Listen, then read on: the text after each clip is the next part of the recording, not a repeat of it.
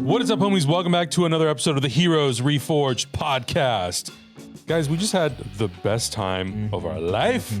We had a chance to interview Genndy Tartakovsky, talking about his new movie Fixed, but we also talked about Samurai Jack, Star Wars Clone Wars, Primal. We talked about everything. We talked about his whole damn career. Animation in general. It was so good. Yeah. Absolutely go check out that episode of the podcast. Check out our reaction also to Fixed. Watch the movie. It's such a fun time. I have not laughed with your friends. Yeah, man. That's the thing. That's the key. Yeah, I had not laughed that hard in a while. And if you don't have friends, watch it with us. Yeah, that's true, actually. Because we're not friends, we're family.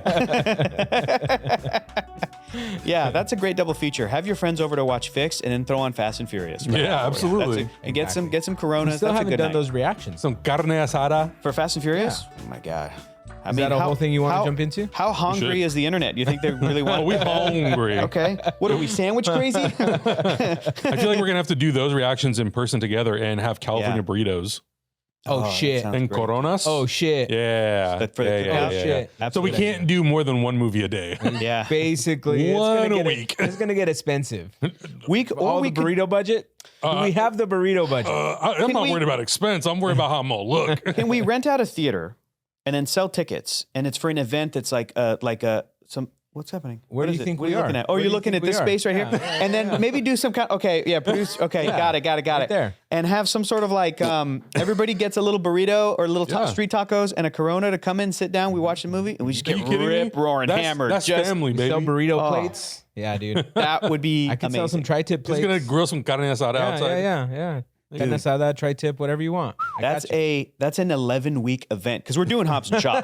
Because we're doing Hobbs, that's included in there. Yeah, and in 3D. Dude, I just ordered Fast X in 3D. That's coming. Nice. That's the one with Jason Momoa, dude. Yeah, that yeah. one's crazy. Yeah, that one's nuts.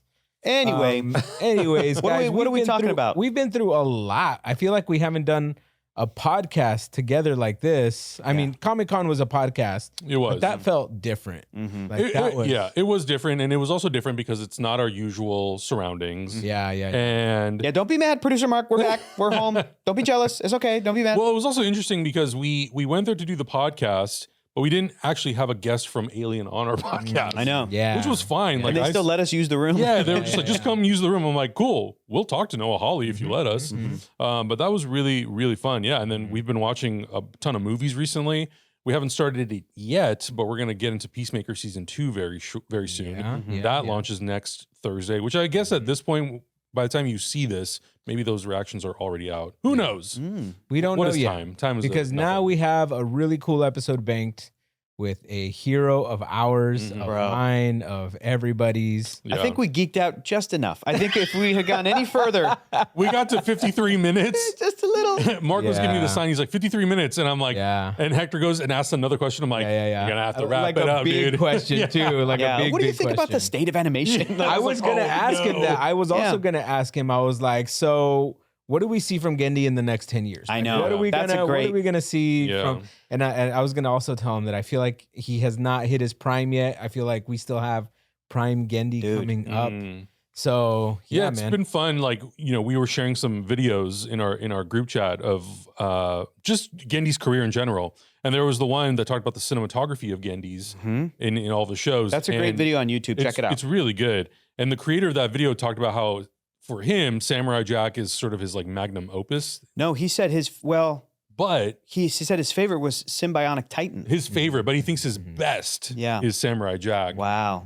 But I still feel like I agree. I still think that Still got a lot of there's a amazing lot. stuff. I think that I think by the time Primal's done, it's gonna be Primal Yeah. for now. Yeah. Until he comes up with another.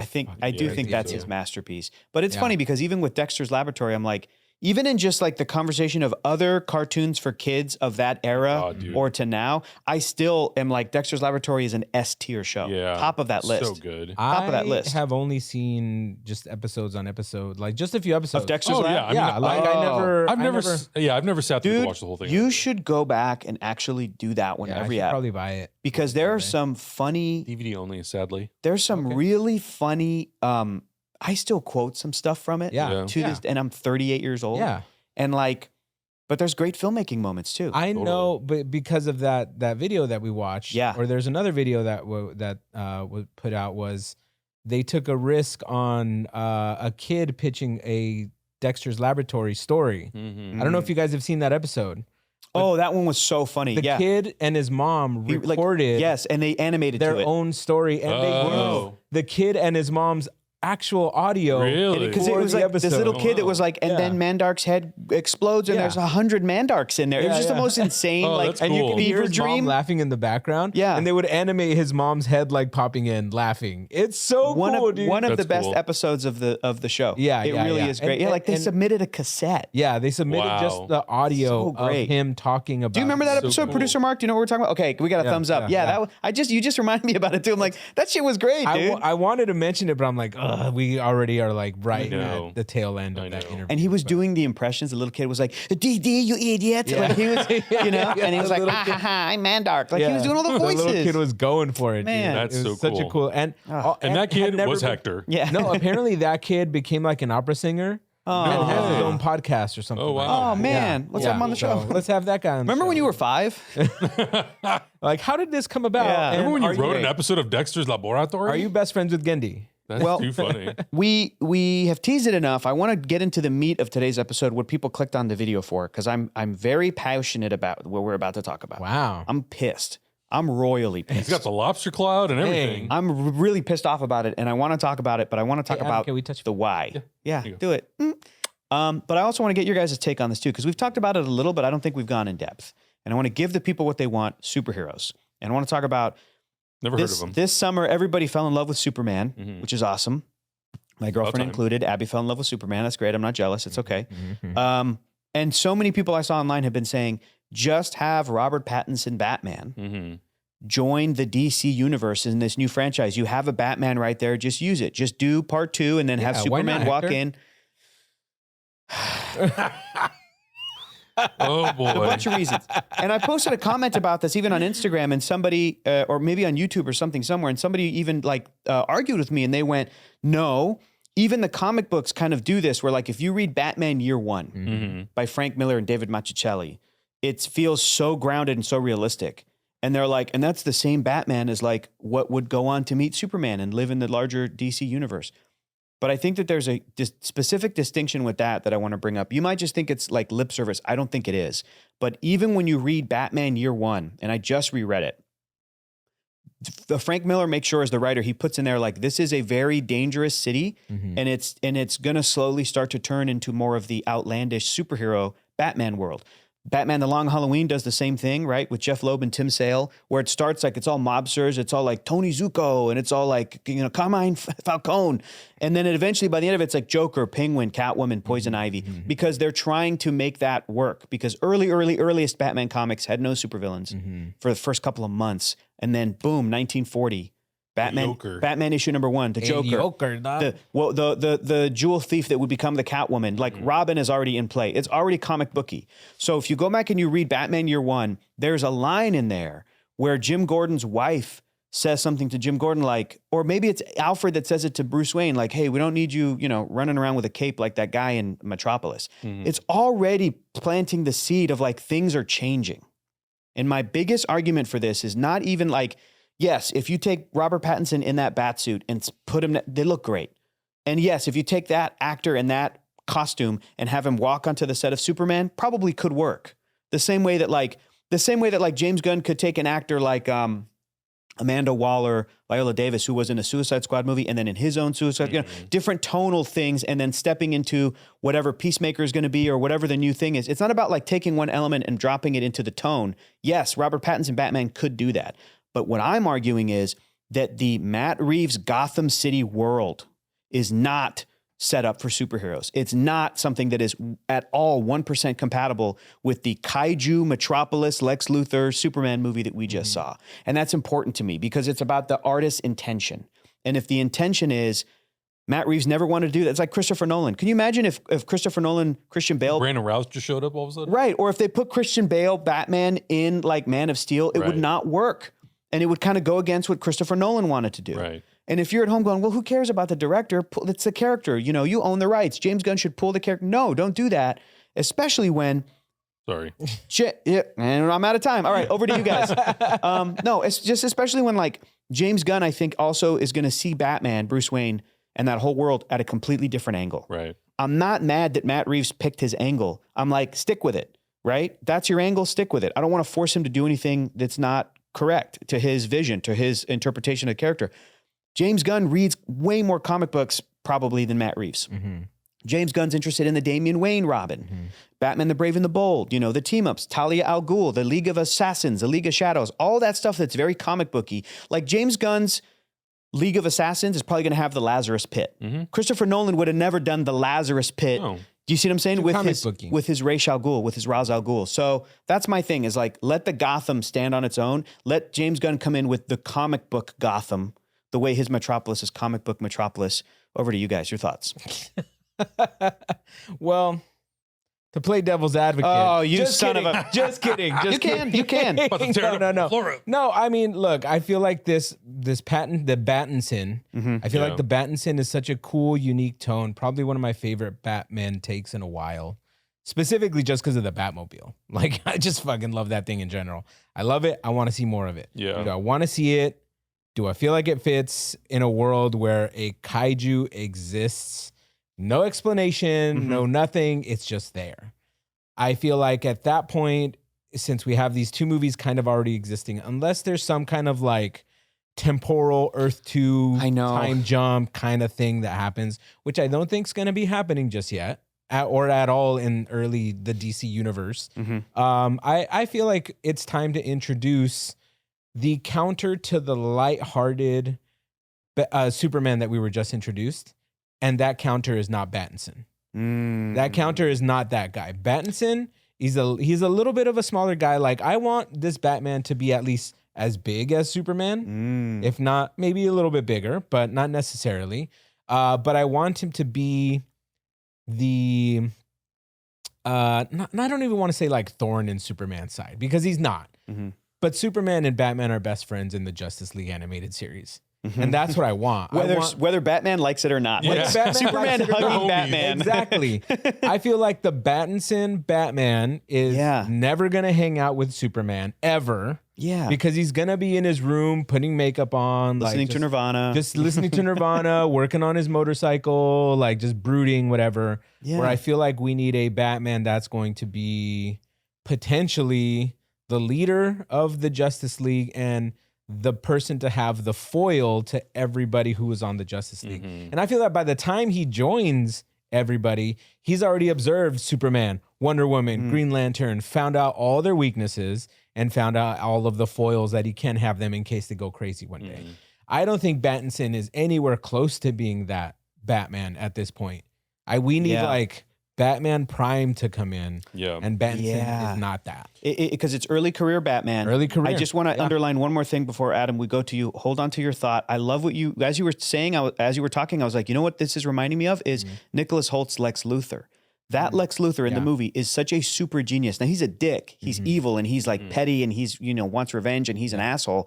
But a lot of the times in the comic books, Bruce Wayne and Lex Luthor are like comparatively smart. They're like, if Lex Luthor has all these like sci-fi gadgets, Bruce Wayne at a lot of levels can kind of match that. He's as smart as Lex Luthor in a lot of ways. He can finance big, think about the Luthor Corp in the Superman movie and how big and bombastic and the helicopters and the tech and all that stuff. It literally turned into a flying ship. Yeah, dude, like part of the building. And it's kind of like, if you read Batman comics by Scott Snyder, with art by Greg Capullo, those sort of like, the Court of Owls Batman, that Bruce Wayne is very much like James Bond spy. And he does that kind of outlandish shit in Wayne Enterprises. There's little, even more than like Morgan Freeman ever did as Lucius Fox in the Nolan movies. So I'm almost picturing a benevolent, a good guy version of Lex Luthor, who's still as smart, maybe not as trusting as Superman, but eventually Superman kind of brings him around, and that's Bruce. He still has those contingency plans for like the Justice League, but he's a hero. Oh yeah, and early career Robert Pattinson Batman is not that. Well, I think you're right. He is a hero. Yes, but I don't think he's found that sense of like world saving. Yes, because Batman jumps into the fray regardless. He'll jump into any alien shenanigans. Regardless. Regardless. And Matt Reeves' movie is just Gotham. It's very grounded. It's just that world. So for people to just say, oh yeah, just bring the character in, it's very short-sighted. It's like, cool, this is a cool version of Batman. Yeah. I really dig it. Probably my favorite in a long time. Yeah. But does he fit? No, dude. Like, can I see Batman having his own version of like a Smiths song that's like kind of poppy but a little depressing at the same time? Right. Yeah. You know, like, no, like this Batman listens to Nirvana. Like this Batman doesn't like sunlight at all. He's a vampire. Yeah, he's technically as close to a vampire as you can get. Yeah. So yeah, I think just tonally, which is where I think a lot of people don't really think or understand cinema or film or whatever you want to call these movies, even like superheroes. It's like, yeah, you can, you know, there's opportunities for characters to cross, but not every tone fits everything that we've seen. Yeah. And I think it would be a huge misstep to bring Pattinson into this project, even though, like I said 1,000 times, I love it.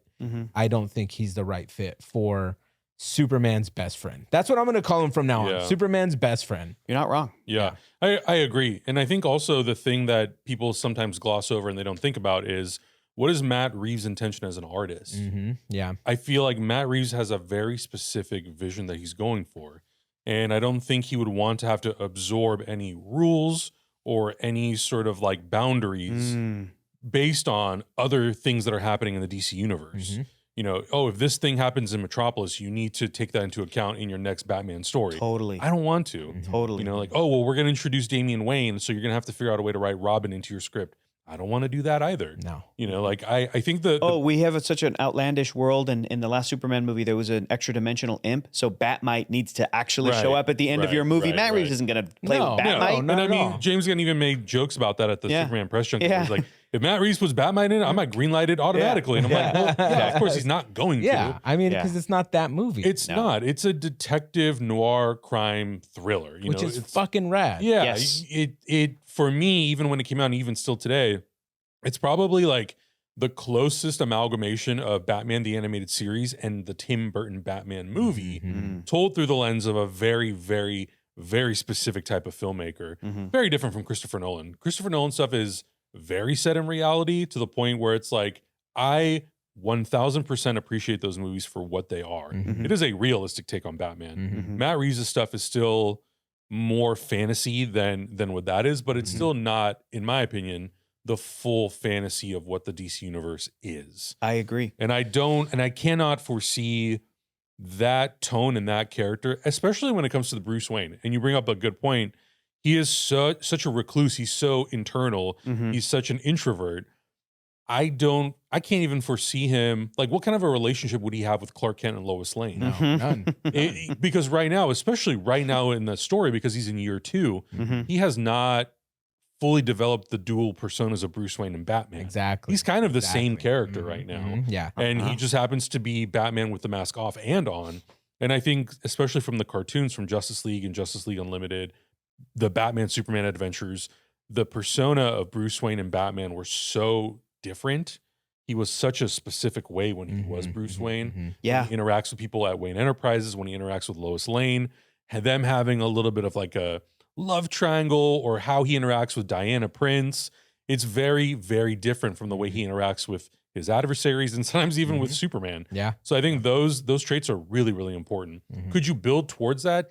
Yeah, but I think to your point, that Gotham City just doesn't feel like it would be anywhere near that Metropolis. 100%. It's too, the 100%. design and the style is too different. And I think it's a good thing for Batman and Superman to be tonally different. Yeah. But I think it still needs to feel like it lives in the same world. And I just don't think that Matt Reeves's Batman crime saga works. No, and then you think about the Penguin show, which we loved. I love that show. Awesome. Also, that show is like, that's not a world with superpowers, and it shouldn't be. Yeah. It's the focus is like the drama of these characters and Sophia Falcone and what she has to deal with. That's such a great through line for that. And Oz Cobblepot in that. Even that, it's like, that a James Gunn Batman world, the Penguin is going to be Oswald Cobblepot. Yeah. Not Oz Cobb, and it's Matt Reeves trying to be like, I want to do like a David Fincher. I want to do a Zodiac. I want to do that style of a story, detective story, noir in this world and using some of these characters. And so even when after the first movie came out and we saw a little glimpse of like the Joker in Arkham Asylum, people were like, great, the next one should have Mr. Freeze or Clayface. I was like, there's no way It like his Mr. Freeze is not going to be a superpowered mutated freak. Yeah. His Mr. Freeze will be a serial killer that freezes people. Yeah. Which is like, that's cool too. That's, the same way. Look at his Riddler versus look at like a traditional comic booky Riddler. I'm not saying you go full blown Jim Carrey, but another thing I want to mention, because that one commenter brought up like Batman Year One, the comic book. I think that it's so interesting. Always go back and reread it. It is a masterpiece. But even with like the evolution of DC Comics from when that comic came out, it was like 1986, 1987, somewhere in there. I think it's 86. 86, those 4 issues. Even from that point to like around 2011, that universe sort of like started and reset. 2011, they brought in the New 52 and they kind of kicked everything off again. A little bit into the new Batman comic where it was already supposed to be Batman has been Batman for 5 years. And all of the stories you'd read before, they're not technically canon, but they're just the memory of them in your head. That all happened in that 5 years. Like Batman started, Batman began, and now we're up to here. And he's got Dick Grayson as Nightwing. We've got a couple of different Robins. Damian Wayne is in the mix. All that stuff has happened in like a 5-year period.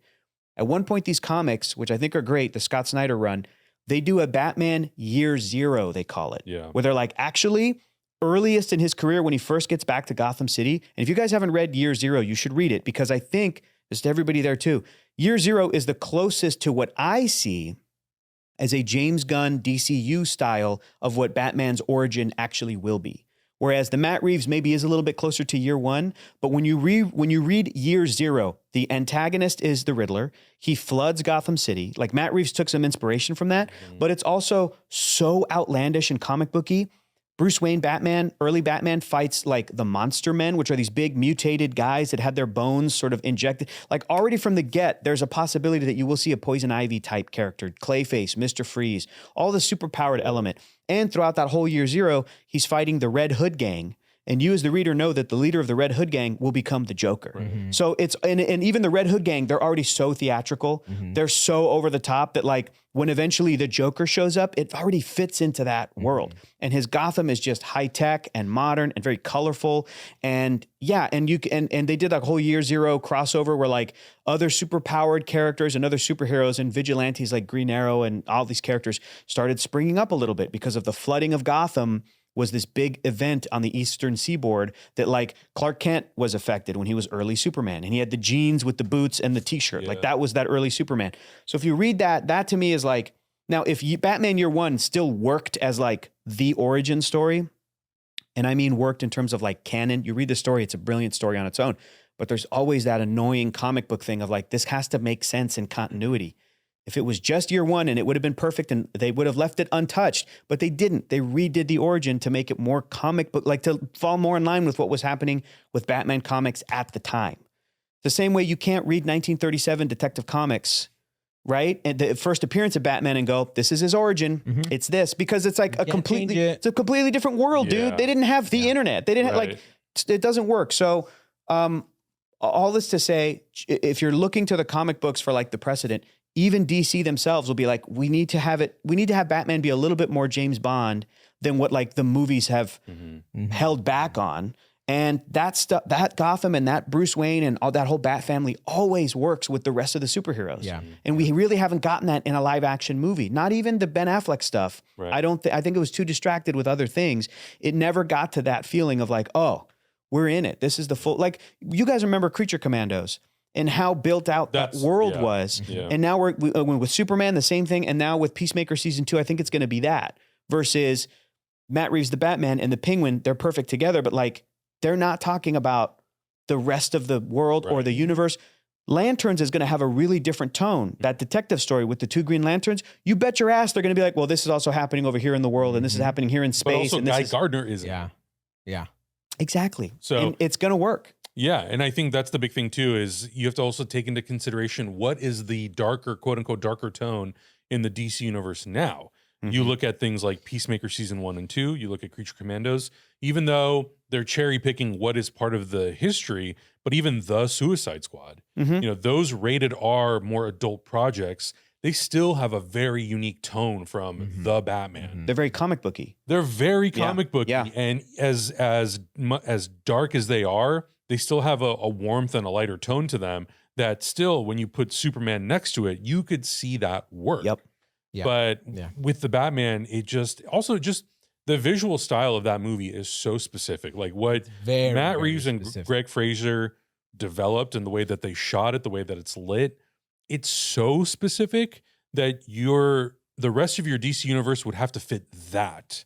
And not necessarily from like a color palette perspective, but even the way that it's like photographed, the lenses that you use. There needs to be some sort of fluid visual language between them for it to feel like, oh, it's part of the same universe. I think it would be too jarring if suddenly you had those characters cross over. You could pull a Wizard of Oz. Oh my God. And have whenever Batman steps out of his door in Technicolor, super colorful munchkins Metropolis everywhere. Oh my God. I mean, that would be wild. There's an element to that. It's like Batman the Animated Series was all at nighttime. Yeah. Right. And then when Bruce Wayne went to Metropolis, it's all blue skies. Like, I love that. Don't get me wrong. But yeah, it's... But then when they did the new Batman Superman Adventures, they redesigned Gotham City and Batman. You are correct. Damn, dude.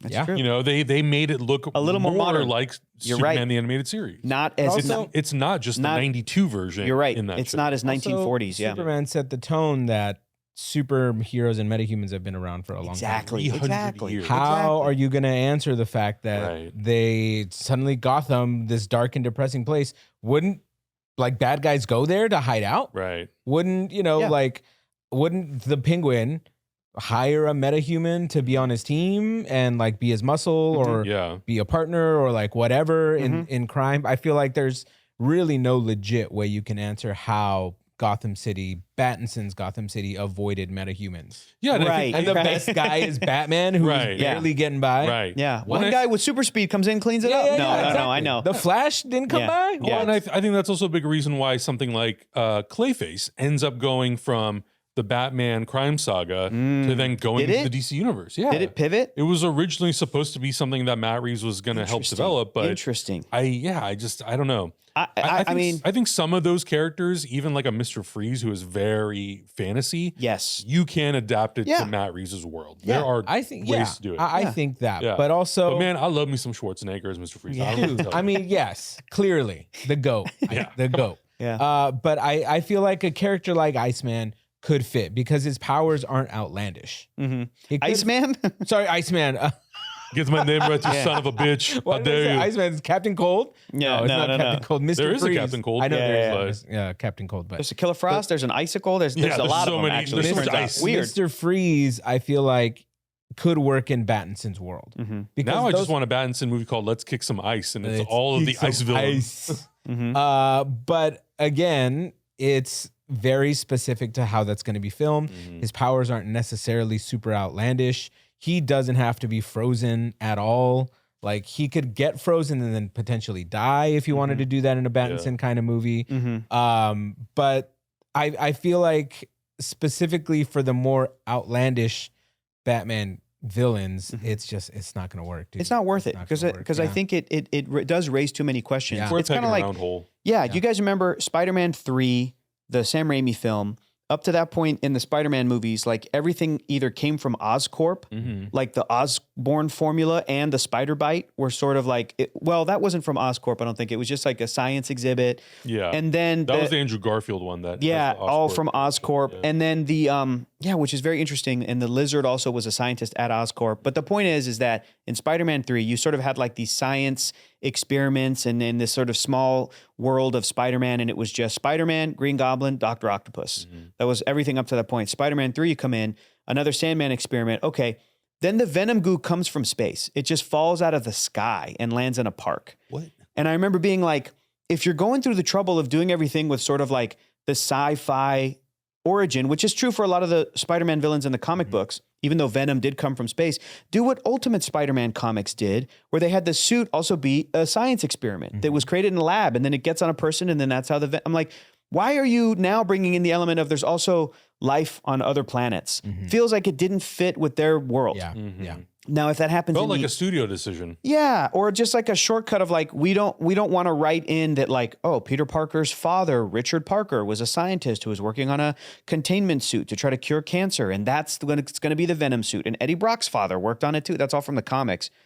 But if there's something that would happen in the MCU, Oh, they've already primed and set up for it. You've already primed and set up for it. That world is made for that. Even Iron Man 1, I know people will cite that and be like, well, that's relatively realistic. He builds it in a cave. You just see it's all tech-based. There's no Thor, there's no gods yet. But who are we kidding? It's fucking Iron Man. It's like a very impossible, you know what I mean? Like way more than Batman, just on a basic level. The arc reactor is sci-fi. Like this is not a real source of power. It's all, it's all fake. So that even in Iron Man 2, we're already going, Thor's coming and S.H.I.E.L.D. is here and they're building it out. Well, they also built the whole universe off of the idea that they're going to do all of that. Correct. They started Iron Man. You went into it in the mindset of, cool, and in a couple of years, we're going to get Avengers. Matt Reeves was not building his Justice League. No. He's not doing that. Not at all. He's not interested. We're doing one movie, and then we'll see how it does, and then we'll go from there, which is a very Christopher Nolan approach. It's great. And I think we're all completely fine with having make a good movie. With having a multiverse of different versions of the characters. Yeah. And if they wanted to do it with other characters like Superman, Wonder Woman, do it. But I want to see Batman and Wonder Woman and all the characters, Booster Gold, Blue Beetle, that fits within this style of storytelling. It's like, and if you can't wrap your head around it, watch episodes of Justice League Unlimited, watch episodes of Batman Beyond. That's a Gotham City. That's a, even the new Batman Adventures, you watch that show and you're like, oh, this fits with the larger DC universe. Watch or read the Scott Snyder Batman comics, those very like heightened and fun and exaggerated worlds. And I think that you'll kind of go, okay, this is more the flavor that, because, read the Grant Morrison Batman run, where Grant Morrison brings in Damian Wayne, Robin, and that whole story arc about what Bruce Wayne, how he's affected by it. These are things that, again, I think that Batman movie fans might not be even familiar with Damian Wayne. Right. So they're going. So the announcement came, and they're like, "Who? What is this? I don't know. This is like Bob in Thunderbolts. Who's Bob? Who the fuck is Bob?" And I was like, "Wait, Bob's going to be the best part of this movie." But it's if fans haven't experienced that yet and seen that side of Batman stories that's in the larger DC Comics universe, you're doing yourself a disservice. You're depriving yourself because it's really fun, weird, wacky, cool shit, and still Batman and epic and gothic and really emotional. So read those comics and then you'll go, oh, that's what James Gunn wants to do. James Gunn is not just doing a new Batman for the fuck of it. He's not just, he said it and he already, I think, knows what direction. It's like what you said, Augustine. You're going to bring in a Batman in his prime. Yeah. If this Superman is 3 years into his career, bring in a Batman who's 10 years into his career. What is that like? Yeah. And do it in a way that's different than the Ben Affleck, Henry Cavill situation, which is similar in terms of age gap, but do it where, okay, if you have a Batman with 10 years under his belt, what does that mean? All the stuff he's been through. He's fought Ra's al Ghul. He had sex with Talia al Ghul 10 years ago. Now he's got a 10-year-old son. Well, like, that's the thing too, is like the age timeline is a big part of it too. Sure. I think with Matt Reeves, I just, doing a Robin just doesn't seem like he's even remotely interested in doing it. It's not the cards. But with Batman in the James Gunn DC universe, very easily he could be a Batman from the age of 21. All of those events happen within a 5-year period of time. And now he's 35, 36. Yeah. Easy. I mean, and realistically, when are we getting Batman in this Superman world? Yeah. Right. Potentially not until even after the Pattinson movies are done. Maybe. I mean, they've been working and developing Batman Brave and the Bold for a couple of years now, and they're still trying to figure it out. But I think he's also seems to be pretty concerned with prioritizing Superman because he's already written the treatment for the next thing that's going to have Superman in it. We don't know what that is. I'm invested in that. I don't think we're getting the Batman Part 3. You think this will be the wrap out? The Pattinson ones? Yeah. Well, I think I think unfortunately at the pace that Matt Reeves goes, by the time we get to the third one, Pattinson will probably be 40. Sure. And I think if you wanted to look 26. If you want to do a final wrap out, you very easily could. Yeah. But I think because of how much time he takes to make the movie, which by the way, I'm fine with, take as much time as you want. It doesn't, I just don't think that itself fits into what James Gunn wants to do. No, he's on a little bit more of a swifter plan. And he's got a lot to do in 10 years. And what I'm saying is if James Gunn is trying to be respectful of Matt Reeves in this previously established Batman and doesn't want to confuse audiences too much, because remember, James Gunn said too, when he first got the job, he goes, you have the Arrowverse over here, you have the Snyderverse over here, then you have like the Aquaman movies and beyond over here, the Peter Safran stuff, the stuff I'm doing. He said DC was islands. Yeah. And it is confusing to audiences. They think now that Green Arrow, Oliver Queen is Stephen Amell thing. And if James Gunn comes in with like, actually, this is what Green Arrow is, maybe closer to the comics, maybe this, will audiences accept it? Audiences want Grant Gustin to come back as Flash. We love Grant Gustin. Mm-hmm. He's so damn charming. He's great. And James Gunn was like, we've talked about it. We've talked about every possibility. Yeah. But like, if he knows how separated things are, do you think he's going to try to be respectful and go, okay, before I come out the gate, swinging big dick energy with my Batman and his son and his Robin and Nightwing and Batgirl and the whole Bat family, and overshadow whatever, I'll wait until you're done. Do we really think he's going to be like, Matt, take your time, do a third one if you want? He's going to go, hey, I think you're done. Hey, I think the Batman Part 2, did you say everything you wanted to say? Oh, you want to do a Penguin Season 2? We can do Penguin Season 2, but like, really, Matt, maybe it's time to move on.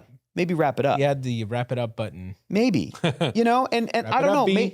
Maybe it's like, because of the pace and everything else that's going on, maybe James Gunn's corner of the DC studios right now feels a different vibe than when Matt Reeves came in. Yeah, absolutely. When Warner Brothers didn't know what they were doing, and Matt Reeves was like, well, I want to do this Batman. And they said, well, we want you to use Ben Affleck. And he said, no. And they went, okay, do whatever you want. Do you think that vibe is the same? No, they're probably firing on all cylinders over here. And they're like, we got to go. Yeah. Hey, Matt, if you want to stick around, we'd love to have you, but you need to be in universe now. Can we make it cool for you in universe? Before it wasn't cool. Now, can we make it cool? Actually, yeah, I really like the universe you have going on. So I don't know if we're getting the Batman Part 3. I think the crime saga might come to an end, and then James will go, okay, thank you so much. Thank you for your service. Come direct another one over here. Yeah, a totally different thing, or an Arkham Asylum show, but set in the universe. Mm-hmm. Yeah, absolutely. Yeah, because that was another show that they were developing that was supposed to be in the Batman universe, and then it wasn't in the Batman universe, and then it became the Penguin series. Mm-hmm. Yeah, so. I think there's just too much, and I think James Gunn is on the right track as far as, even though we've only seen one big DC project, Creature Commandos, right? Mm-hmm. Yeah. That was, I think a lot of people are forgetting about that show. Yeah. Like that show. Why, Augustine?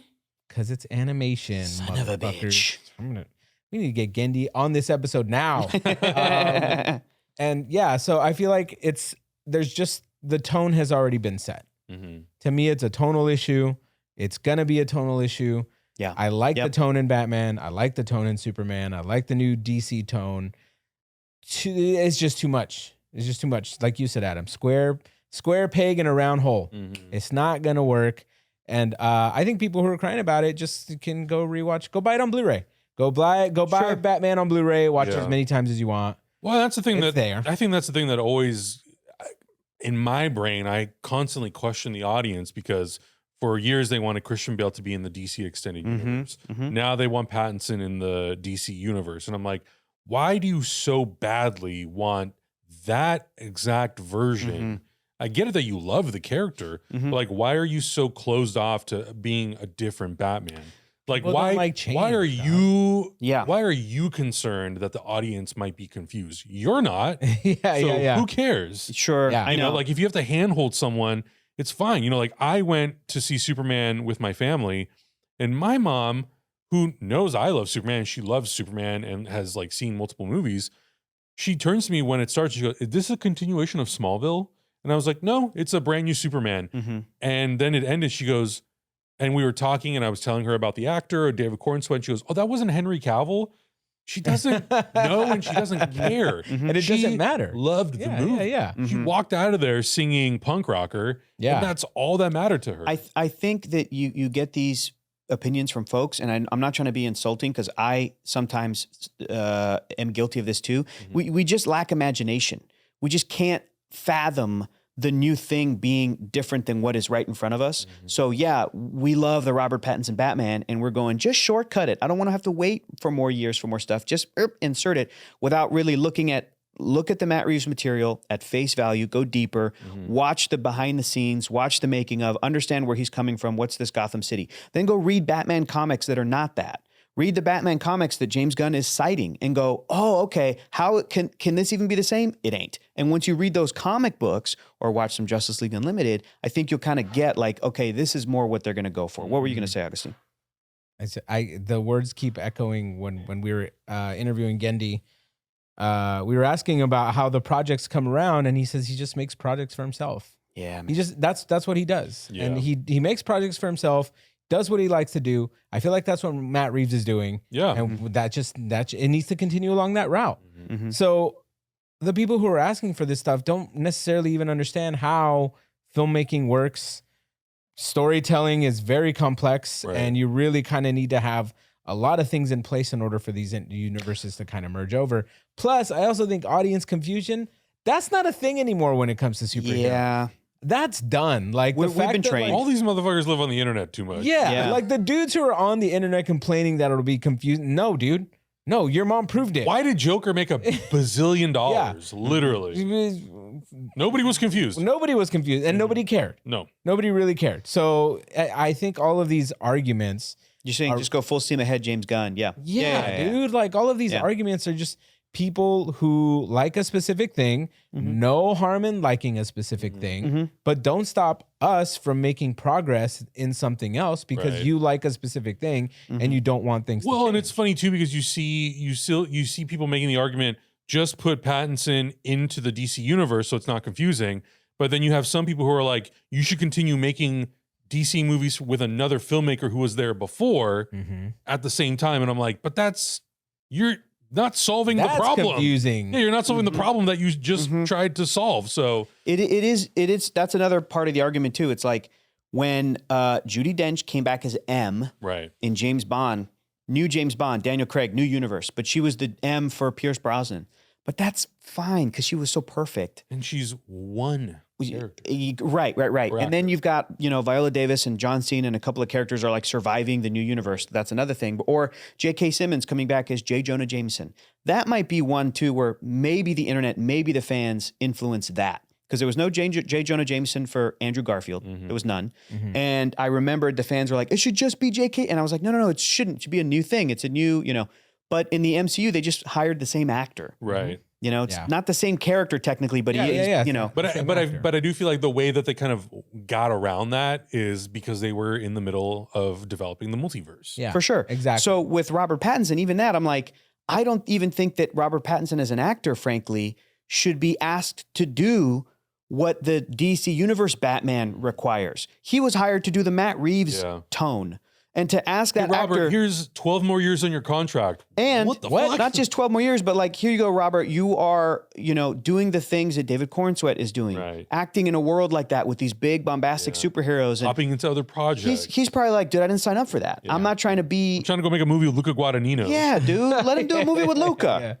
So that's the other thing. Part 2. Yeah, I'm not saying he's not talented, but it's like, but no, it's not about talent. It's about. It's like asking Daniel Day-Lewis to be in the MCU. It's sort of like, why are you here? You should be doing this. Like if Robert Pattinson does not want to make that commitment, no one should be forcing him to do that. Because that will affect his performance. It'll affect his enthusiasm for the character. And I would rather Robert Pattinson did 1 or 2 more Matt Reeves Batman movies. And if he's like, I'm good. I did my time. I did my piece. Thank you for your service. And then you do have to find an actor that's playing Bruce Wayne that's like, I'm going to be as game as David Cornsweet is. The way he talks about that character and that role, it's like, not to say that Pattinson isn't enthusiastic. I'm just saying, again, he was hired to be like, we're hiring you because you can do X. And now we have a Bruce Wayne next to Superman that needs to do Y. Can you do that? And then Z in 10 years, you're like, go get somebody that can do Y. Don't ask him to do that. Anyway. I feel like we spent a lot of time talking about comments that are just bugging us. It's like one comment. Here's one thing that I noticed in the Superman conversation that nobody has even brought up that was basically number 1 on the docket when people talked about Superman, his outside underwear. Not a single person watched that movie and was like, I don't like it because his underwear were outside. You're absolutely right. That's because people... You're absolutely right. Where's everybody now? Yeah. Where are all those Superman trunks detractors? Yeah. Nowhere, dog. Because it works, dog. It works. Because it fucking works. Because on Henry... And guess what? Batman's going to have his underwear outside too. Because on Henry, the suit could not have had underwear. No, it doesn't fit that style. And Henry Cavill, like, I'm not saying he couldn't pull it off, but it's like that version of Clark Kent is so serious, doesn't make sense. No. But this David Cornsweet Clark, dude, he looks up at a building, he goes, "Good gosh!" Like that's. He's like, "Come on, man, golly, come on, man, yeah, what golly. the hey, dude, what the hey, dude, come on, you're tearing up that suit. That Clark is wearing underwear on his outside. Of course he wears his chonies. He's hugging kids. He's saying hi to the kids. He's saving squirrels. He's not trying to be scary. He's not trying to be this big imposing figure. Yeah, no way, dude. And he's confident. That's the one thing I just noticed recently. I'm like, Yeah. nobody's saying shit about the outfit. No, and I mean, there was even some photos that came out. Well, they're not photos, but it's footage from this new making of documentary that's out on YouTube. And they show David Cornsweet putting on different versions of the suit. And there is a version where he puts it on, and there's also no belt, so it's also kind of unfair. But he puts on the suit, there's no belt, no trunks. It's just the one piece and the shield with the cape. And it looks like jammies. Yeah. It doesn't look right. Yeah. I mean, of course, if it was a form-fitted suit and it like really hugged the body, maybe you'd have a different opinion of it. But I watched it and I was like, no, the trunks break apart all the blue. Sometimes too blue is overwhelming. It's overwhelming. And the Man of Steel suit was a different shade of blue, different shade of red. Sure. So it works for that specific style of suit. I'm going to change the subject again. Go. The Spider-Man suit. Let's go. With the blue, the new suit and all that. Because you were talking about blue and breaking up the colors and blah, blah, blah. How are you guys feeling? I know, Hector, you made a little video on it and it was a good explainer. Thank you. Adam, we didn't get your take on it. Do you dig the suit? Are you okay with the suit? I have truthfully never had an issue with any of Spider-Man's suits. Because to me, at the end of the day, and this goes for most superheroes, does the silhouette look like the character? From a distance, if I look at that character, does it look like Spider-Man? Yeah. And again, the silhouette is just kind of a nude man with a little bit of a bigger head because he's young. Super round head. Super round little silhouette. Yeah. I mean, and to me, like all the suits have been really great for the types of stories that they're telling. Yeah. The one thing that I have not loved about the Tom Holland Spider-Man suits, and this is something that is highlighted in the Andrew Garfield suits, the fabric moves. It wrinkles, and when he flexes his muscle, you can see it. They even draw it into the comics. Yeah. Andrew Garfield's, yeah. The cloth sims on that stuff was amazing. And on Tom Holland's, they go in and they remove all the wrinkles to make it feel really skin tight and perfect. Which is, they got away with it in the Sam Raimi movies because I think he wore an undersuit. And so it looks flawless. But I think that works better because you can tell it's not enhanced with CG. The Tom Holland suit, after a while, it feels like it's a CG suit that they skin over. It was in Civil War. Yeah. It was fully CG. It was because they didn't have the full suit. Yeah. When he has the Iron Spider, suit on, it's all CG. So the thing that I loved about all the set videos and the set photos was the suit had all of the imperfections. And that to me feels like a homemade suit. I hope they keep it. Yeah. Well, I hope here's they the keep thing it. too. Yeah. You remember when we were working on Guardians? I don't know if you guys remember when we were working on Guardians 1 and 2.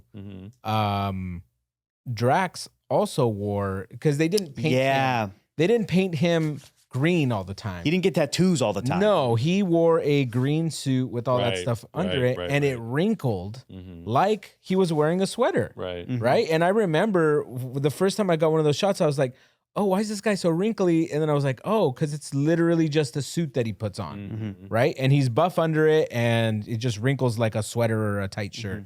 And then I realized, oh shit, they're just painting out wrinkles. They're literally doing that to make it look like his skin. To basically go off what you're saying, Adam, I don't like that Spider-Man is doing that because it is a suit. It's cloth. He puts it on. He throws it in the closet. It probably stinks. Yeah. Like he needs to wash it. There's just things that happen to the suit, and it's gonna wrinkle. And it's gonna be, part of the charm. He rips off the mask all the time. I'm sure it stretches out. There's gonna be moments where it doesn't fit properly. It's ripped before it's gotten torn up. Like, it's cloth. Why are you painting out the wrinkles? I mean, one of my least favorite things in Spider-Man Homecoming is when he puts it on and it's so baggy, and then he hits the emblem and it sucks onto his body. I love it. Like, I don't like that. Just make it fit. I know. I love it because I do love it because I'm trying to answer the question you just asked, which is a great question, is like, why does it matter? Why did you spend the time to make this shit look flawless? And I know, Augustine, you said in the comics you'll see the wrinkles. I think that sometimes you see the wrinkles. I think more often than not. Spider-Man is drawn to be like a perfect human body. You don't even see a bump for the web shooter underneath. Nothing. You know what I mean? It's just all sort of perfect because that's the speed at which comic book artists are, hey, we got to finish up this story. So I think the answer to the question might be, it would be cool if everything that came before, because it was enhanced by Stark tech. Even the suit that Spider-Man designs himself at the end of Spider-Man Far From Home in the Happy Hogan jet, he designs it and then puts it on, and I love that suit. It's all still like Tony Stark level. And Peter is a poor character. He's not rich. Exactly. The end of No Way Home, we got it. We see a sewing machine. I'm hoping that like they just keep that through line. Right. Because everything you just described, it's like, yeah, weirdly enough, Spider-Man's suit factors into his character in certain ways. It's not the most important part of his character. I didn't need these sorts of details. Like I didn't need a mechanical web shooter in the very first Spider-Man movie from Sam Raimi. Let's just get to he's Spider-Man. Which they had, and then they changed it. They changed it because it's like a shortcut, and same thing. Like, maybe that's too many impossible things in this world where only one impossible thing happens. Spider-Man gets bit and gets powers. But I'm hoping they keep those wrinkles, and I'm hoping that everything you just described, he throws it out. I mean, how great was it when he was doing laundry in Spider-Man 2? Exactly. Yeah. And you know, like we love that, like staining his clothes. That Peter Parker, that working class hero, he goes to his shitty apartment. Now nobody knows who he is. That's my thing. So at first when I saw this suit, I was like, I don't like this whatsoever. The pictures that just came out, like the set photos. Remember like the slow-mo kind of like thing that they did around the little suit, tease? the little tease, right? I was like, I don't like this because what Spider-Man's Spirit Halloween costume represents at the end of the movie is a character that has literally lost everything. I love that. Literally, you're right, dude. Had his Uncle Ben moment with his Aunt May. The love of his life doesn't recognize his him. best Ned friend. doesn't know who he is. Yeah. And he still sews a suit and gets out there in the snow. He's at fucking rock bottom, dude, in the shittiest apartment in New York. Got kicked out of school or probably didn't smells graduate. like piss in there. Didn't go to college. Getting his GED at home, dude has you know? nothing but a sewing machine and some Party City uniform. And now John Bernthal's hunting him? Yeah. Fuck, dude. And he still And jumps the out. Hulk. Yeah. He still jumps out that motherfucking window and is like, I'm still doing this, dog. That's what that suit represents to me. You're right. And man. for them to like be like, dude, we got a new suit. Like, what the fuck, dude? Yeah. This guy, we still need to go through why is he getting a new suit? But that's what I thought at first. You saw my little video. Yeah. But then he came out, he did his little Tom Holland, like, all right, are you ready? And I think they did that because they knew we're about to film outside. Like the next day, we're about to film outside. Sure. People here in Edinburgh, Scotland are going to take a mess of photos of me up on this tank and, you know, up It's on fucking Spider-Man. you know, hey, I can't do it, Scott. Look at that Saladny over here. It's fucking Spider-Man in his jammies. You wee little spider. Hey, go take a picture with him. Come on, move your head. Come on. And those fans were lovely too. And there's a kid in a Spider-Man costume. That was the best one. That Tom Holland picked him up and took a picture with him. But like that suit, when he came out with the little thing, I was like, because at the end of my video, I said, why aren't they keeping that red and blue? They need to keep it. It was perfect. I think they are. And I think there is minuscule sort of changes from that to this. But I think this thing, slightly different. This thing shades. could still be, he sewed it. This is that. That's what I'm hoping. But me too, man. It feels too techie though.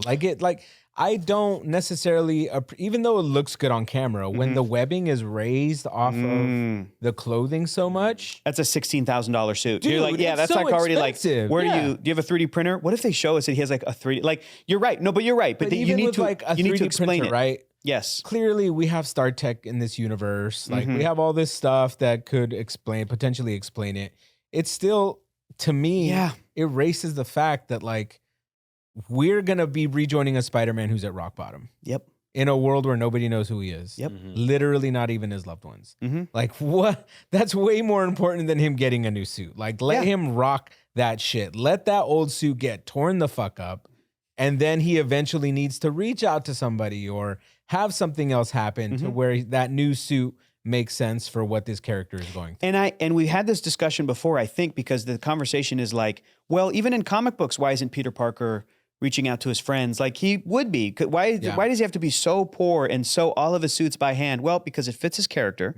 But there have been moments in the comics. Obviously, he had the Iron Spider suit, little different, suits here and there. I'm sure he got a hookup from like Reed Richards at the Baxter Building. Like, Peter, here's a suit made of unstable molecules, so it will rip less. So it will, that kind of shit. Sure, those little things like that. But I think you're right. I think we're rejoining this character. Now, I don't know how long it's been since No Way Home. Because in the timeline, the end of Spider-Man No Way Home was Christmas, right? Snow time of 2024. And right now in the MCU with like Captain America Brave New World, Thunderbolts, it's 2027. Daredevil is 2027, the new Daredevil show. So like, are they skipping 3 years to that? So it's sort of post Daredevil, right? Like, is it 3 years? And maybe that first initial suit he did ripped and then he went, I don't know. But I think you're onto something where it's like, you can't just give him, because this is true in Spider-Man comics. It's a suspension of disbelief, obviously, with his income that he has that perfect superhero suit. But really in the comics, it's like, it's just cloth. Yeah. Sure, dude. But you go out there in the snow and the rain, like you fight supervillains and it doesn't get torn. Like it should be destroyed every all week. The time, you know, you just all all the time. 1,000 of them. All the time. Which makes more sense is why you would have Party City costumes. Yes. Because they're cheap. Yes. So like, and then, you know, when he had the black costume, I feel like that was the writers trying to address that, to be like, now Spider-Man's black costume kind of reheals itself. And eventually that turned into the Venom story, which is cool. But you do need to find that balance of Peter Parker lives in New York City and he is broke most of the time. And only occasionally does he go and have his own lab, or does he go and work with Tony Stark for a little bit, or does he go and ask for a handout or a friend favor from Reed Richards or whatever. He's mostly on his own. And you got to stick true to that. But this is also, like you said, dude, it's the MCU. Yeah. So there's all these different, you know, he knows Wakandans. Yeah. He could call people and just go, hey, can you just send me a 3D printer? Like, I'm trying to get my GED. Can you help me out? Yeah. You know, Shuri, hi, you met me once. I was, you know, whatever it was. I don't know. Like, and that stuff can be fun too. But as long as you stay true to the character, and Peter Parker doesn't take handouts at a certain level. Tobey Maguire said, I like to make my own way, sir. I appreciate that, Harry, but I'll make my own way. Yeah. Okay, man, but you know, your friend knows the guy you want to work for. You might want to take up this offer. At least go and like try for the job, you know, get your foot in the door. And same with Peter Parker. Tony Stark was about to put him on the Avengers and he's like, I'm going to stick to my friendly neighborhood. Yep. And then Tony was like, shit, I got it. Oh, I'll just propose to Pepper. Okay, here we go. Bing. Happy the ring. Have a baby. So it's the balance. You guys are talking about the balance. Well, yeah, but also I think we made such a big deal about the suit in the first Spider-Man. Homecoming. Yeah, in Homecoming, where Tony tells him, if you're nothing with the suit, you're nothing without the suit. True. And then he has a little homemade thing. And then, exactly. Yeah. So the suit to me could become a really good like narrative storytelling thing that they could use to kind of represent where Spider-Man is at with his stuff. And we've seen a little bit of that with Friendly Neighborhood Spider-Man, where the suit, like, he was taking handouts from Oscorp and, you know, things were happening. Look where that led him. Look where that led him. You know, like, I feel like the suit, regardless, it's probably the greatest suit in all of comic books. I think it is. We're having this conversation. I think this costume, I think it's, that's number one. Hear me out. I think number two is Superman. If we're talking, I love this conversation. Like, rank the all-time superhero comic book costumes. Batman is up there. Wonder Woman's is perfect. The design has basically remained unchanged. These are the characters that anytime you change it, you go, oh, well, that's just temporary. Do you know what I mean? Like, dude, it feels like a novelty to see something new. Even Daredevil's red suit, you're like, well, that's the final form. Like, some of these, and Spider-Man's at number one. I mean, I think every time they try to give Superman some kind of armored suit, it always reverts back to the regular. It just doesn't. Although I will say I like the all black suit. It's cool. Resurrection. Temporarily. It's cool. Temporarily, for sure. Yeah. How often does Wolverine find his way back in those yellow and blues, dude? Of course. Yeah. It's a goofy suit, but I love Old Man Logan, but I don't like that he's just wearing jeans and a jacket. Sure. You know? Sure. Like, I wish he had some kind of Old Man Logan suit. Yeah. Man. Yeah. Just like to. Green Lantern's a great design, too. Lantern, It's all black and green, and then the white gloves. To have our own. That's our a whole episode. God, that's really great. How are we doing on time, Mark? I feel like we're almost an hour. You got 15 seconds. You got 15 seconds. You gonna wrap us up? Ghost Rider's a pretty good suit. That's a great look. That's just an iconic look. No, really, the oh my God. Storm, and I'll say specifically the black and yellow. Oh, black no, and yellow. people I love the 90s one, Yeah. but that real 70s, the one that she ended up with at the end of X-Men 97. I like Mohawk Rogue. Oh, sorry, Mohawk Storm. Dude, in the black leather? Yeah. Actually, that's my number one for Storm as well. That's a rad Addendum, change that. God, there's so many. Yeah. Black Panther's a great costume as well. But Spider-Man's It's going to be its own episode because we're at an hour, baby. All right. Wrap us out. All this to say, the Spider-Man costume right now, I'm hoping you guys are right. I'm hoping that it's like incorporated in the story. How's he doing? How does he have this? How does he have really sleek little web shooters? He's broke, dude. But in the comics, Peter designed his own web shooters, right? How are we doing He it? already had web shooters before. He's a super genius. I'm not trying to take that away from the Tom Holland Peter Parker. He's still really, really, really effing smart. Put it into the story. Can't wait to see the movie. Destin Daniel Cretton. Dude, Shang-Chi, I've been thinking about Shang-Chi a lot lately. That movie's awesome, dude. That movie rips. Maybe my second favorite Phase 4 or like post Endgame. I go like Spider-Man No Way Home, maybe Shang-Chi. Yeah. What else is up there? WandaVision for me. Oh, just movies. Sure. Oh, movies. Now we're talking TV shows. Yeah. For me, Damn, it's dude. Guardians 3. Guardians 3 for great. sure. I really like Thunderbolts. I really like Spider-Man 3. Like, there's a lot of bangers, dude. Yeah. A lot of bangers out there. There is. People treating it like it's all garbage. Nah, dude. Yeah. Anyways, Diamonds in the rough. diamonds in the rough. Guys, thank you guys so much for watching. Let us know in the comments below, what do you think, though? Should Pattinson join this universe? How do you feel about Spider-Man's suit?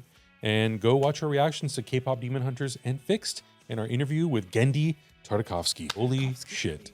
We'll see you guys next week. Bye. Bye. Heroes Reforged is gonna react. Heroes Reforged is gonna review. Heroes Reforged is gonna discuss. That's why we are watching